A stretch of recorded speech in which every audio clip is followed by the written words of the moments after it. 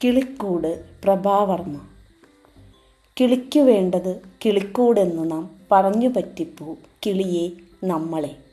കിളിക്കു വേണ്ടത് കിളിക്കൂടെന്ന് മനുഷ്യൻ കിളിയെ പറഞ്ഞു പറ്റിക്കുന്നു. അതോടൊപ്പം മനുഷ്യനെ തന്നെയും പറഞ്ഞു പറ്റിക്കുന്നു.